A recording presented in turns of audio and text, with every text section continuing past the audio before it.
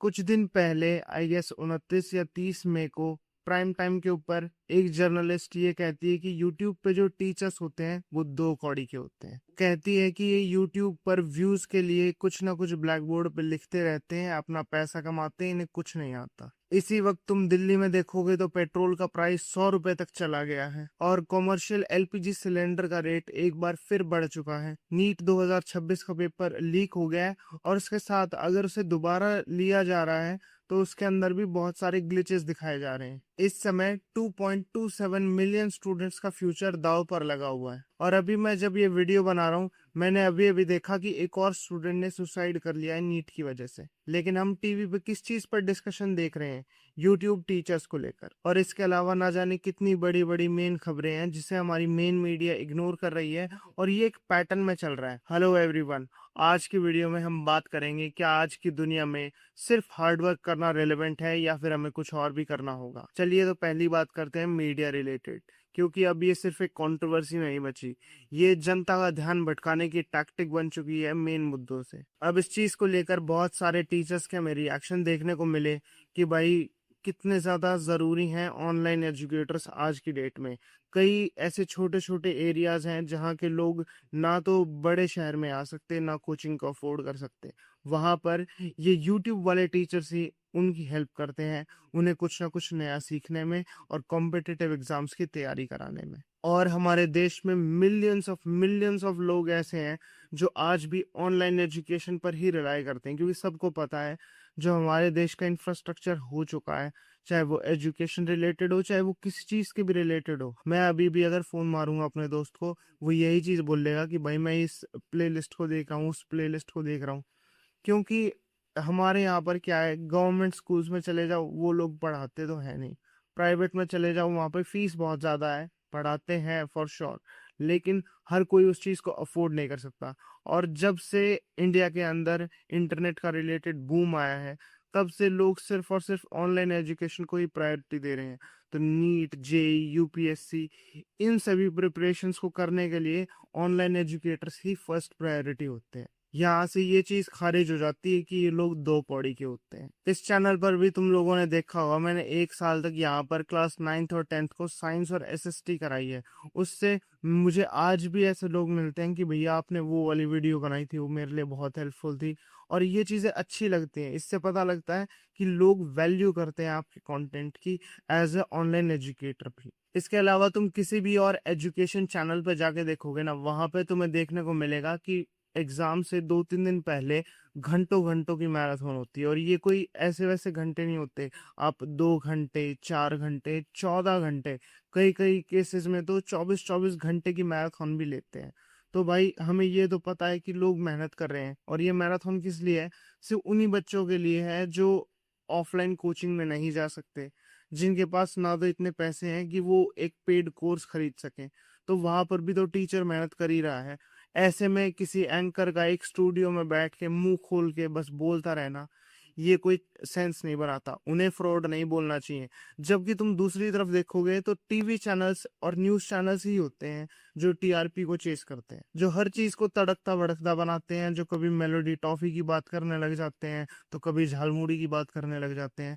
Real मुद्दों पर कोई बात ही नहीं करना चाहता। जब हमारे देश की मेन स्ट्रीम मीडिया ना नीट से रिलेटेड, ना सीयूईटी से रिलेटेड, ना एसएससी से रिलेटेड कोई भी बात करती है हमारी करंट रूलिंग गवर्नमेंट से, और सिर्फ यूट्यूब पे टीचर्स के बारे में बात करती है जो ओपनली इन चीजों के बारे में बात बोल भी रहे हैं, इन सब से हमें ये पता चलता है कि हमारी मीडिया पूरे तरीके से बिक चुकी है।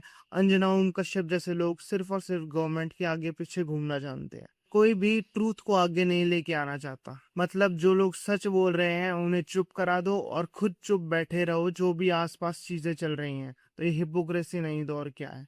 इसके बाद आते हैं उन चीजों पर जिनसे तुम्हारी पॉकेट डायरेक्टली अफेक्ट हो रही है। इंडिया अभी एक ऑयल शॉक के अंदर है।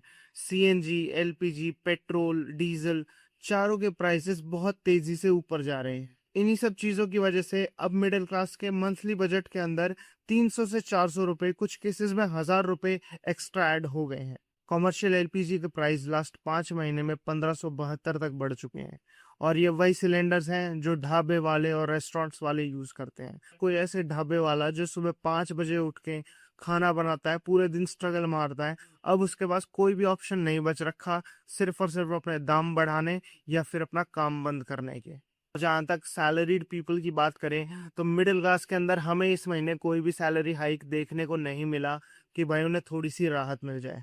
ऐसी सिचुएशन में या तो लोग सेम ही काम कर रहे हैं, अपने खर्चों को और कट कर रहे हैं और बहुत ज्यादा कॉम्प्रोमाइज करके जी रहे हैं। इन शॉर्ट हमें देखने को मिल रहा है प्राइसेस ऊपर जा रहे हैं, सैलरी वहीं पर है और बीच में तुम पिस रहे हो। इसके बाद अगर एजुकेशन रिलेटेड बात करें तो अलग ही ट्रेजेक्ट्री है। सबको पता है 3 मई को जो नीट का पेपर था वो 12 मई को कैंसिल कर दिया गया क्योंकि 100 से ज्यादा क्वेश्चंस अलग अलग प्लेटफॉर्म पे सर्कुलेट हो चुके थे। अगर इस चीज के बारे में और जानना है तो तुम मेरी नीट वाली वीडियो देख सकते हो। अभी तक सीबीआई की इन्वेस्टिगेशन के अंदर टोटल 13 लोग पकड़े गए हैं, जिसमें से कुछ हो के पॉलिटिकल कनेक्शंस भी थे। उसके अलावा एनटीए के अंदर से भी लोग पकड़े गए हैं। तो एक चीज तो पता है भाई, ये जो पेपर लीक है ये पेपर एनटीए के अंदर से ही लीक हुआ है। एनटीए के अंदर ही कुछ दीमक थे। तो इन शॉर्ट भाई हमने बिल्ली को ही दूध की रखवाली दे रखी थी। इसके अलावा तुम्हें पता है आसपास कितने ज्यादा सुसाइड हो रहे हैं नीट को लेकर। अभी लेटेस्ट तो मैंने कल ही देखा था। और ये सिर्फ कुछ स्टूडेंट्स की बात नहीं है, ये सारी वो जिंदगियां थी जो इम्पोर्टेंट थी,